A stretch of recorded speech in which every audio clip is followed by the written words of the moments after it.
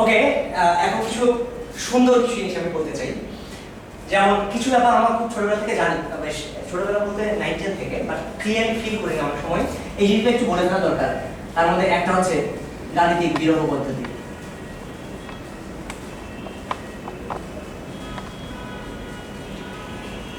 বিরহ না, আরোহ। গাণিতিক আরোহ পদ্ধতি জিনিসটা আমরা প্রায় শুনে এসেছি যে এটা কি করতে হয়। প্রথমে n এর মান 1 বসাও, এরপরে n এর মান m বসাও, তারপরে m + 1 বসাও, টেস্ট করে দেখো এটা। এটা আসলে কি, কেন আমরা এই জিনিসটা করছি? এটা অনেক বেশি গুরুত্বপূর্ণ একটা জিনিস এবং অনেক সুন্দর একটা জিনিস। আমরা অনেকে এটা ফিল করতে পারি না। খুবই মজার একটা জিনিস। আমরা এটাকে উদাহরণ দিয়ে বলতে চাইলে আগে কি করা হয় সেটা আরেকবার একটু মনে করে ফেলি। ধরা যাক আমাদেরকে প্রমাণ করতে হবে যে 1 স্কয়ার + 2 স্কয়ার এমন করে করে n স্কয়ার পর্যন্ত এদের যোগফলটা আসলেই n × 10 + 1 × 2n + 1/6। এটা আমাদেরকে প্রমাণ করতে হবে। কেন এটা করার সময় প্রথমে আমরা n = 1 বসাই, কেন n = m বসাই, কেন n = m + 1 বসাই, প্রমাণটা হয়ে যায়।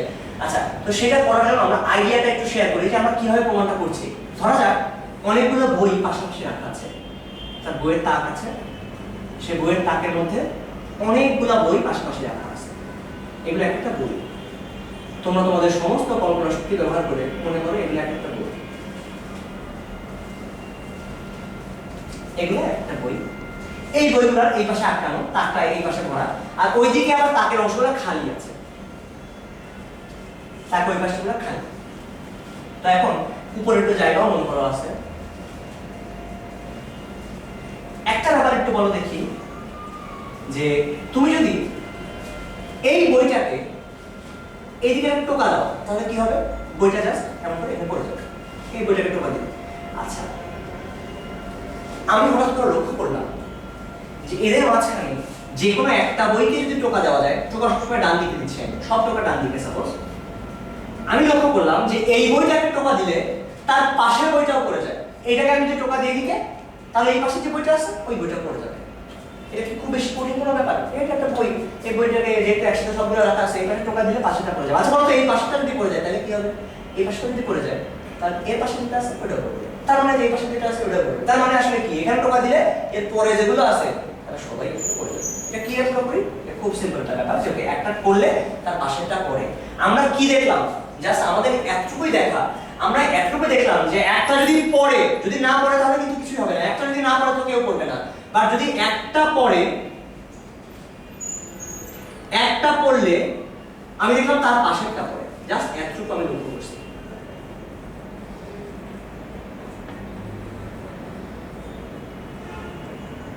এটা আমার অবজারভেশন। একটা পড়লে তার পাশেরটা পড়ে যায়। এতটুকু অবজার্ভ করার পরে কেউ যদি তোমাকে বলে যে হ্যাঁ আমি প্রথমটা, একদম প্রথম যেটা ছিল প্রথমটা ফেলে দিয়েছি, তুমি বলতে পারবে তার মানে কি? প্রথমটা যদি আমি ফেলে দিই তার অর্থ কি? আসলে প্রথমটা ফেলে দেওয়ার অর্থ হচ্ছে এখানে যতগুলো বই ছিল প্রত্যেকটা বই তার দিকে পড়ে গেছে। এইটাই আমার আইডিয়া। আমার আইডিয়াটা হচ্ছে এই যে ওকে আমি এটা দেখি যে ওকে এটার নাম্বার মনে করলাম m নাম্বার। m নাম্বার বইটা পড়লে, m নাম্বারটা পড়লে, না পড়লে কিন্তু না, m পড়লে এর পরেরটা নাম্বার কত? m + 1, m + 1 টাও পড়ে যায়। অর্থাৎ n = m এর জন্য সত্যি হলে আমরা কিন্তু দেখো আমরা বলছি এটাকে আমি ফেলে দিয়ে দেখছি তারপরে পাঁচটা পড়ে যাচ্ছে। এটা সত্যি হলে n = m + 1 এর জন্য সত্যি হয়। আমি দেখলাম একটা পড়লে তার পাশেরটাও পড়ে যায়। আর আমি আগেই বলে রেখেছি যে এটা n = 1 মানে হচ্ছে প্রথমটার জন্য সত্যি। তার মানে আসলে এটা কার জন্য সত্যি? এখানে খেয়াল করো যে একটা পড়লে তার পাশেরটা পড়ে, তার মানে এক নাম্বারটা পড়লে দুই নাম্বারটা পড়ে, দুই নাম্বারটা পড়লে তিন নাম্বারটা পড়ে, তিন পড়লে চার পড়ে, চার পড়লে পাঁচ পড়ে, এমন করতে করতে আসলে সবাই পড়ে গেছে। তার মানে n = 1 এর জন্য সত্যি হলে এখানে পৃথিবীর যত সংখ্যা আছে তাদের সবার জন্য জিনিসটা সত্যি। এটাই মেনে নিয়ে এটা। ওকে, এই ছিল আমার গাণিতিক আরোহ পদ্ধতির মেইন থিমটা। আর কিছু এখানে আমরা না বলি। এবার আরেকটা জিনিস একটু বলে ফেলা যাক। অনেকের মনে কোশ্চেন আছে, অনেকের মনে ই এটা আসলে কি? ই জিনিসটা কি? আমরা জানি ই একটা কনস্ট্যান্ট জিনিস। ই এর মান হচ্ছে এরকম 1 + 1/1 factorial plus 1 by 2 factorial plus 1 by 3 factorial plus 1 by 4 factorial plus এটা হচ্ছে ই এর মান।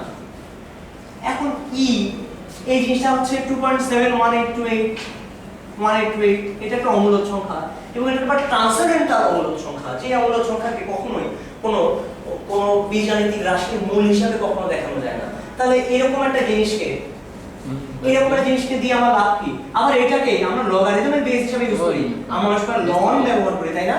ln আমরা লিখি, এই ln মানে আসলে কি? ln মানে হচ্ছে লগারিদম ন্যাচারালিস। ln মানে হচ্ছে লগারিদম ন্যাচারালিস। তাহলে এই ln বলতে আসলে যেটা বোঝায় সেটা হচ্ছে লগ ই ভিত্তিক। কোন জায়গায়? তো এই ই ভিত্তিক লগ নিয়ে আমার লাভটা কোথায়?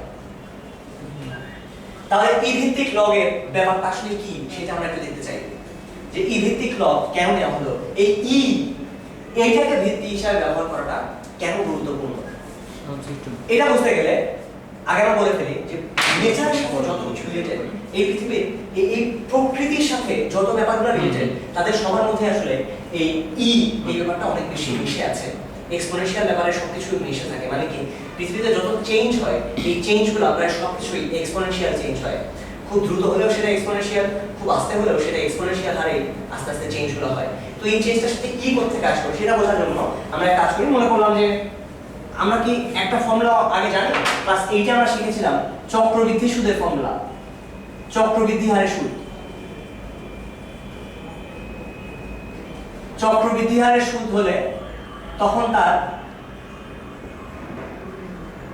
মূলধন এবং আসল মিলে সুদ আসল যেটা হয় এটা হয় এরকম c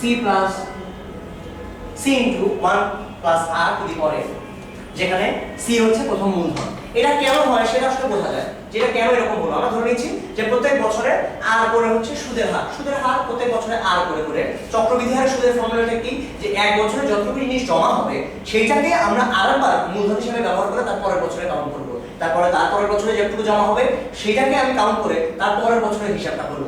তাহলে আমরা দেখি যে প্রথম বছরের জন্য জিনিসটা কি রকম। ধরো আমার কাছে আগে ছিল c, তাহলে এক বছর পরে আমার যে সুদটা হবে সেই সুদের পরিমাণ হবে যে c into r, এটা হচ্ছে সুদের পরিমাণ এক বছরে। তাহলে এক বছর পরে সুদ আসল যেটা দাঁড়াবে সেটা কত, c plus cr, that means এক বছর পরে আমার সুদ আসল হচ্ছে c into 1 plus r।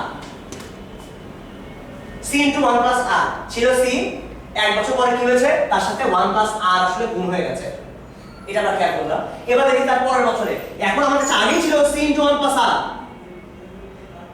এক বছর পরে টোটাল সুদের পরিমাণটা হবে এই পুরোটার সাথে ইনটু r।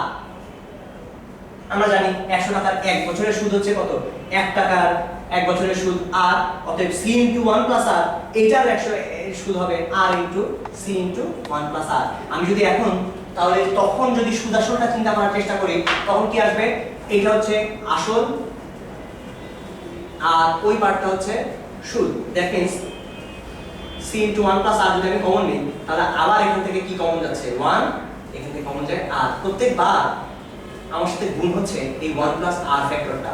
অর্থাৎ আমরা খেয়াল করলাম এক বছর পরে ছিল c into 1 plus r, দুই বছর পরে c into 1 plus r whole square, তাহলে n বছর পরে দাঁড়াবে কত, n বছর পরে দাঁড়াবে c into 1 plus r to the power n। এটা হচ্ছে আমার চক্রবৃদ্ধি হারের নরমাল ফর্মুলাটা। আচ্ছা, এই ফর্মুলাটা আমরা অনেকেই জানি, c into 1 plus r to the power n, এটাকে ব্যবহার করে আমরা কি এর ধারণা নিতে চাই, c into 1 plus r to the power n, এটাই হচ্ছে আমার চক্রবৃদ্ধি হারের ক্ষেত্রে সুদ আসল।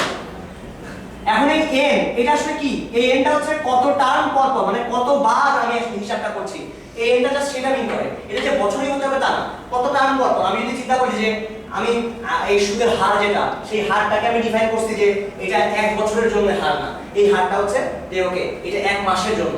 এক মাসের জন্য যখন তুমি হারটাকে ডিফাইন করবা তখন এক বছর নিয়ে যদি চিন্তা করতে হয় সেখানে n এর মান হবে 12, কারণ এক বছরের মাস হচ্ছে 12টা, তোমাকে 12 বার এই কাউন্টটা করতে হবে। আচ্ছা, তাহলে এখন আমরা n বলতে বোঝাচ্ছি কত টার্ম পর পর আমাদের হিসাব করতে হবে, আর হচ্ছে রেটটা কত, আর c হচ্ছে এই একদম প্রথমে যেমন কতটুকু মূলধন ছিল সেটা।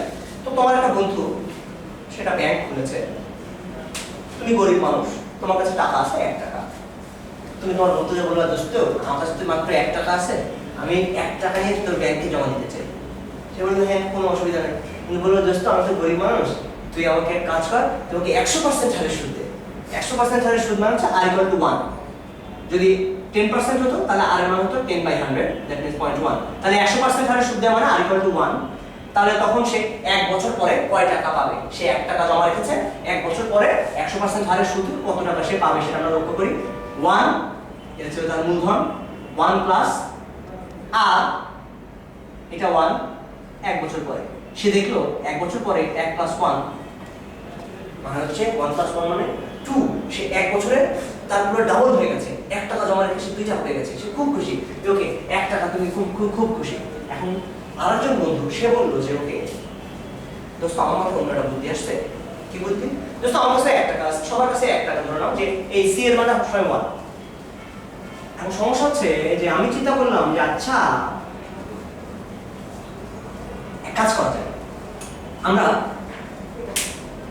বছরটাকে 2 ভাগে ভাগ করে ফেলি, মানে কি 6 মাসে 6 মাসে। তাহলে 1 বছরে এখন টার্ম কতগুলো হবে? 2টা টার্ম পাওয়া যাবে। তাহলে 2টা টার্ম যদি পাওয়া যায় তাহলে টাকা একটু বেড়ে যাবে। আগে ছিল মাত্র 2 টাকা পাওয়া গেছে, এখন তো একটু বেশি পাওয়া যেতে পারে। তখন তোমার যে বন্ধুটা ব্যাংক হয়েছে সে বললো হ্যাঁ এরকম কথা হলো, তুমি ডাবল হয়ে গেছে, এখন তোমার সবাই মিলে যদি আমার উপর এরকম করতে চাচ্ছ না তাহলে তো আমার ব্যবসা আরো উঠবে, তাহলে আমি পারবো না, আমি এরকম করতে পারবো না। তখন বলে দোস্ত ঠিক আছে কোনো অসুবিধা নেই, আমি আরেকটা অপশন তোমাকে দিচ্ছি। কি অপশন? তুমি সুদের হারটাকে অর্ধেক করে দাও। সে কি বললো? সুদের হারটাকে অর্ধেক করে দিতে। আগে ছিল 100% হারে সুদ, এখন সুদ হবে 50% হারে। তাহলে সে বললো কি কি? এক হচ্ছে সুদ হয়ে যাবে অর্ধেক, আর বছরটাকেও তুমি অর্ধেক করে ফেলেছো, সুতরাং 1 বছর এখন টার্ম থাকবে 2টা।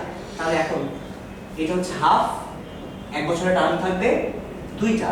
তাহলে 1 বছর পর সুদ আসল কত দাঁড়াচ্ছে? 1.5 স্কয়ার, দ্যাট মিন্স 2.25। সে খুব খুশি তোমার বন্ধু যে দেখো তুমি 2 টাকা পেয়েছিলে, আমি 2.25 টাকা পেয়ে গেছি, আমি শুধু 2 টাকা পাইছি, আমি অনেক বেশি লাভ করে ফেলেছি। সে কি করলো? সে কি করেছিল? সে সুদের হারটাকে অর্ধেক করছে, বছরটাকেও ডাবল ভাবে করে ফেলেছে, অর্ধেক করে ফেলেছে। এবার আর্জন কত? আচ্ছা ঠিক আছে, তাহলে তুই এক কাজ কর, তুই সুদের হারের 3 ভাগে ভাগ কর আর বছরেরও 3 ভাগে ভাগ কর। এখন যেটা পাওয়া গেল সেই পার্টটা যেটা দাঁড়ালো, দেখা গেল যে সেটার মানটা হলো 2.37। আমরা কি লক্ষ্য করছি? যদি এটাকেও বাড়িয়ে দেওয়া যায় আর এটাকেও বাড়িয়ে দেওয়া যায় তাহলে লাভ নাকি লস? আমরা দেখতে পাচ্ছি আসলে লাভ হচ্ছে, প্রত্যেকবারই কি হচ্ছে মানটা বেড়ে যাচ্ছে। যখন এটা দেখলাম তখন একজন ম্যাথমেটিশিয়ান বললো যে আচ্ছা তাহলে যত বেশি ভাবে ভাগ করা যায় তত ভালো। তাহলে ম্যাথমেটিশিয়ান কি চিন্তা করবে? সবচেয়ে বেশি যত ভাবে ভাগ করা যায় তুমি সেটা নিয়ে কাজ করবে। তার মানে কি? সে বললো আমি অত কিছু জানি না, আমি ওটাকে ইনফিনিটি ভাবে ভাগ করতে চাই, আমি দুটোটাকে ইনফিনিটি ভাবে ভাগ করে দেখতে চাই যে কত আসবে। আমি যত তোমার তখন সে যেটা বললো যে ওকে আমি যেটা কাজ করব সেটা হচ্ছে এরকম, n tends to infinity 1 + 1/n to the power n। এই যে n এর এইটাই মনে করো n, এখানে যে n ছিল এটাকে যদি n বলি, এর মান 3 হলে এই ঘটনাটা ছিল, তখন এখানে 3 এখানে 3। এখন সে বললো যে n টেন্ডস টু ইনফিনিটি যদি হয়ে যায় তখন 1 + 1/n to the power n, এখন এটার ভ্যালু কত আসবে? সে খুব খুশি, সে লাভাচ্ছে। সে মনে করছে যে আমি 1 টাকা রাখবো, 1 টাকা জমা রেখে আমি ইনফিনিটি টাকা পেয়ে যাবো, কোটি কোটি টাকা মালিক হবো আমি মাত্র 1 টাকা ব্যাংকে রেখে। এখন তার চিন্তাটা কতটুকু ঠিক সেটা আমরা এখন লক্ষ্য করবো। এবং ম্যাথমেটিশিয়ান এখন যখন হিসাব করার চেষ্টা করলেন তিনি কি হিসাব করলেন এবার লক্ষ্য করি আমরা। তিনি লক্ষ্য করলেন জিনিসটা এরকম, limit n tends to infinity, এটাকে তিনি দ্বিপদী উপপাদ্য দিয়ে ভাঙার চেষ্টা করলেন।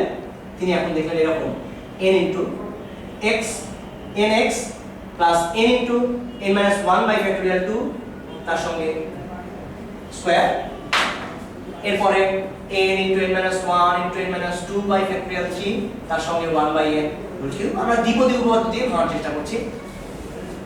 যেটা পাওয়া গেল সেটা থেকে আমরা একটু আরো লক্ষ্য করি। এটা 1, এটা বললাম এটা 1। এই জায়গায় একটু খেয়াল করা যাক, এখানে n আছে আসলে 2টা, n স্কয়ার, তো n স্কয়ার এখানে 10 আছে, n কেটে গেল, বা এটাকে এইভাবে আমরা লিখি তাহলে আরো সুন্দরভাবে বোঝা যাবে। n/n, n - 1/n, n - 2/n, এখানে 3টা n ছিল n কিউব, সেই 3টা n কে আমরা 3টার নিচে দিয়ে দিলাম, এটা নিচে এটা নিচে এটা নিচে /3। আমরা আরো লক্ষ্য করি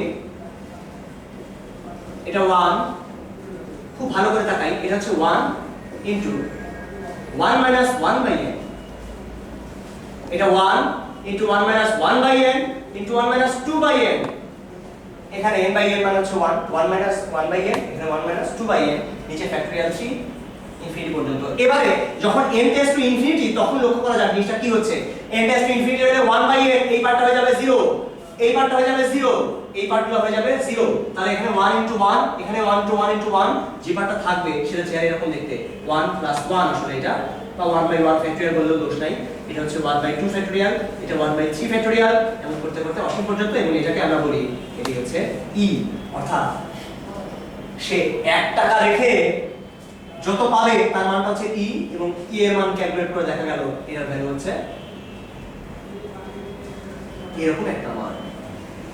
এটা অসীম না, 2.7, এটা 3 টাকার কম, তার মানে 1 টাকা রেখে সে এই কাহিনী যদি চালানোর চেষ্টা করে 3 টাকাও কোনোদিন পাবে না, তার চেয়েও কম আসবে, এইটাই ম্যাথমেটিক্স বলে। এবং তখন এই যে অবস্থাটা আমরা দেখতে পাচ্ছি এইটাকে আমরা বলি e, তার মানে এই অবস্থায় 1 + 1/m যদি পড়ে এটাকে আমরা e নাম দিলাম, এইটুকুই হচ্ছে e এর ম্যাথমেটিক্যাল ডেফিনিশন। কিন্তু এর সাথে প্রকৃতির সম্পর্কটা কোথায়? এখন কিছু ব্যাপার খুব বেশি গুরুত্বপূর্ণ, যে এই জায়গায় যে n হবে তার তো কোনো মানে নেই, মানে এটার মধ্যে সম্পর্ক যে সবসময় একই রকম হবে, এটা যে সম্পর্ক এটা সেই সম্পর্ক তা তো না। এমন তো হতেই পারে যে এটা n আর এটা অন্য কোনো ভেরিয়েবল m, এরকম হতে পারে যে এটা একটা n আর এটা আরেকটা ভেরিয়েবল m, যখন এটা অন্য কোনো ভেরিয়েবল হবে যাই হোক না কেন, এটা m ভেরিয়েবল যদি হয়, আমি সেই m ভেরিয়েবলকে যদি n ভেরিয়েবল দিয়ে ভাগ দেই, ধরা যাক নতুন কোনো জিনিস পেলাম x, এটা একটা ভেরিয়েবল, অন্য ভেরিয়েবল, তাকে আমি n ভেরিয়েবলে ভাগ দিলে কিছু একটা পাওয়া যাবে, nx পাওয়া যাবে। সুতরাং এটাকে আমি বলতেই পারি যে এই ভেরিয়েবলটা আসলে দেখতে এরকম, m = nx বলতে পারি, এবং তখন আমি যদি বসাই এটা পাওয়া যাচ্ছে nx। অর্থাৎ এটা সব সময় যে ডাইরেক্ট e হবে তা না, এরকম কিছু আসতে পারে, এবং সেই অবস্থায় এটার ভ্যালু দাঁড়াবে e টু দি পাওয়ার, এই পার্টটা তো e, তারপর পাওয়ার আছে x, এটা e to the power x দাঁড়াবে। অর্থাৎ শুধু যে e হবে তাই না, e এর যে কোনো পাওয়ার হতে পারে। তার মানে যাই হোক না কেন এরকম ক্ষেত্রে যদি অসীম পর্যন্ত নিয়ে আমরা কাজ করি সবসময় e to the power x এরকম একটা জিনিস পাওয়া যাবে। এবার আমি বলি যে আসলে এই ঘটনাটাই ঘটে, সব জায়গাতে এই ঘটনাটা ঘটে প্রকৃতির ক্ষেত্রে। প্রকৃতি কিভাবে হিসাব করে? প্রকৃতি যখন হিসাব করে তখন সে আগে যতটুকু জমা হয়ে আছে সেই পুরো জিনিসটা জমার উপরে ধারণ করেই তার নেক্সট ডিসিশনটা নেয়। কিরকম? ধরা যাক আমরা চিন্তা করি যে একটা টুইন টাওয়ার ধসে পড়ছে, টুইন টাওয়ারের বিমানটা এসে আঘাত করলো, বিমানটা এসে যখন আঘাত করলো, আঘাত করার সাথে সাথে এই অংশটুকু ধসে পড়লো, ধসে পড়ার পরে এইখানে বিমানটা ধসে পড়ার পরে এই অংশের উপর চাপ পড়েছে, উপরের অংশের চাপে এটা কিন্তু আরেকটু দ্রুত ভেঙে যাচ্ছে, কারণ উপরের চাপটা বেড়ে যাচ্ছে। যত সে নিচে পড়ছে, ভালো করে খেয়াল করো, যত নিচের দিকে আমি যাব তত তার উপরে কিন্তু চাপ আরো বেশি, কারণ উপরে ভেঙে পুরো জিনিসটা ভেঙে তার উপরে পড়েছে। এই এতখানি জিনিসের চাপ এখন তার গায়ের উপরে, যখন এইখানে ভেঙে ভেঙে পড়বে তখন তার উপরে চাপ বেশি নাকি কম? তারপরে চাপ আরো বেশি, তারপরে এতগুলো জিনিসের চাপ। তার মানে যত সে আস্তে আস্তে নিচে যাবে তত তার ভাঙার গতিও বেড়ে যাবে। যত জোরে ভাঙছিল আস্তে আস্তে এইভাবে ভেঙে যাবে না, প্রথমে ভাঙছিল আস্তে আস্তে কারণ তার উপর চাপ কম ছিল, যত সে নিচে যাচ্ছে তার ভাঙার গতিও আরো বেড়ে যাবে, কারণ তার উপরে চাপটা আরো বেড়ে যাচ্ছে। যত মানে টুইন টাওয়ার ভাঙা যদি আমি ছবি দেখাতে পারতাম, ছবি এরকম হতো, আস্তে আস্তে এরকম যদি ছাই করে নিচের অংশ অনেক বেশি দ্রুত, আস্তে আস্তে ভাঙতে ভাঙতে নিচের অংশ অনেক বেশি দ্রুত, যত বেশি নিচে যাবে তত তার উপরে চাপটা বাড়তে থাকবে। অর্থাৎ আমি এখন হিসাব করি ঠিক এইটার উপরে কিন্তু এই যে পুরো চক্রবৃদ্ধি হারের মতোই পুরো ঘটনাটা ঘটতেছে। কেরকম? যে এইখানে যখন সে আছে তখন তারপরে কতটুকু জিনিসের চাপ আছে? এই এতখানিকে। যখন সে আরেকটু ভেঙে গেল তখন তার উপরে জমা জিনিসটা, তার যে মোট সুদাসল হচ্ছে তার উপরে কতটুকু জিনিস জমে আছে সেটা, আর তার রেটটাও বেড়ে যাচ্ছে আস্তে আস্তে, আর ভ্যালুটাও চেঞ্জ হচ্ছে, আস্তে আস্তে সামনে যাচ্ছে। আমরা খেয়াল করি প্রত্যেকবার আগে যতটুকু জমে আছে সেটার উপরে কেন্দ্র করে তার সামনের জিনিসটা নির্ধারিত হচ্ছে। আমরা চক্রবৃদ্ধি হারের ক্ষেত্রে কিন্তু তাই করেছিলাম, এক বছরে যতটুকু জিনিস জমে আছে তার উপরে ডিপেন্ড করে সামনের বছরটা নির্ধারণ করবে। যত আগের বছরে জমেছিল সেটার পরিমাণ যত বেশি হবে তার পরের বছরে আমি তত বেশি পরিমাণে টাকা আসলে পাবো। এখানেও এক্স্যাক্টলি তাই, যে আমার উপরে যতটুকু জিনিস জমে আছে সেটার উপর ডিপেন্ড করে তার পরের অংশটা নির্ধারিত হচ্ছে। এবং এখানে কি রকম বছরে পুরো জিনিসটা হিসাব হচ্ছে তা কিন্তু না, এখানে হিসাব হচ্ছে প্রত্যেকটা মোমেন্টে হিসাব হচ্ছে যে আগে জিনিস কতটুকু জমে আছে তারপরে আমি সামনে ডিসিশন নেব। এরকম না যে একতলা পর্যন্ত কতটুকু ভেঙে আসলো সেটার উপর ডিসিশন নিয়ে তারপরে তালা, এরকম না। প্রত্যেক মোমেন্টে এই পর্যায়ে যখন আসছে তখন তার উপরে যতটুকু আছে সেটা ডিপেন্ড করে তারপরে ভেঙে আছে, যখন এখানে আসলো তখন তার উপরে কতটুকু আছে সেটার উপরে করে তারপরেরটা, মানে প্রতি মোমেন্টে। অর্থাৎ সেখানে এই যে এটা কিন্তু ইনফিনিটির মতোই, প্রত্যেক মোমেন্টে হওয়া এই জিনিসটা একটা ইনফিনিটির কাছাকাছি। আমরা বলছি তাহলে এতটুকু টাইম রেঞ্জের মধ্যে ইনফিনিটি সংখ্যক ভাগ আছে। তো এই ব্যাপারটাই আসলে যখন নিয়ে কাজ করছি আমরা তখন ই এর ফর্মটাতে চলে যাচ্ছি। ই এই কারণে ন্যাচারাল লগারিদমের প্রিন্স, এই কারণে নেচারে যত ঘটনা ঘটে সমস্ত কিছুই ই এর পাওয়ার হিসেবে নির্ধারিত হয়।